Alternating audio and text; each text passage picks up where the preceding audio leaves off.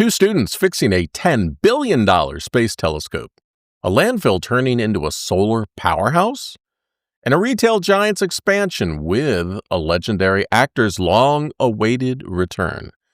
Hey, this is the good news you need. I'm Steve Rhode. I've got stories from around the world that I wanted to share with you today, plus a dad joke that's safe for all the kiddos in cars.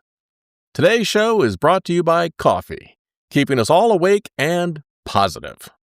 All right, first up. So check this out. You know that James Webb Space Telescope, the one that cost $10 billion and is supposed to show us the edge of the universe? Well, it had just one little tiny problem.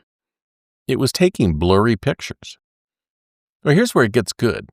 Two young scientists from Sydney, Australia, figured out how to fix it. The problem had been stumping experts from around the world, but these students cracked the code that unlocks the telescope's full potential. I mean, think about what that means. We're talking about one of humanity's greatest scientific instruments. And instead of experienced engineers solving the problem, it was young minds seeing the issue from a fresh perspective. Now the telescope can capture those amazing crystal clear images of deep space that scientists have been hoping for. You know, sometimes the best solutions come from the people who aren't supposed to have all the answers yet. And speaking of innovation, Total Energies just partnered with Baltimore County in Maryland to create something pretty cool. They took an old landfill, an old dump, the former Parkton landfill, and they transformed it into a massive solar array with 15,000 panels generating 7 megawatts of clean energy. You know, what I love about this is the creative land use. Instead of just having an empty landfill site sitting there, they turned it into something productive. This project will help Baltimore County meet half of its future electricity needs from renewable sources.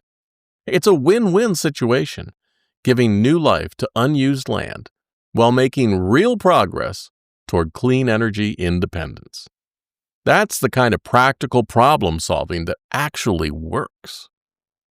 Here's something that might surprise you. You remember when everyone said traditional retailers were struggling? Well, Abercrombie & Fitch just announced they're opening a brand new distribution center in central Ohio because their sales have been growing so well. The company needs more space to handle all their business, which means they're creating more jobs in the Columbus area. When a major retailer expands their operations like this, it's a sign of business confidence and economic health. It's proof that retail isn't dead and that companies that adapt and do it right can still grow and thrive. Oh, and one more. Here's some news that's going to make movie lovers very happy. Daniel Day-Lewis is coming back to acting after an 8-year break.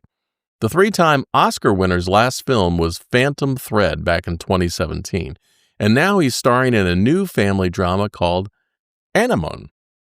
You know how some actors just have that special magic? Well, Day-Lewis is one of those rare talents who completely transforms into every character he plays. After nearly a decade away from Hollywood, film fans finally have something incredible to look forward to.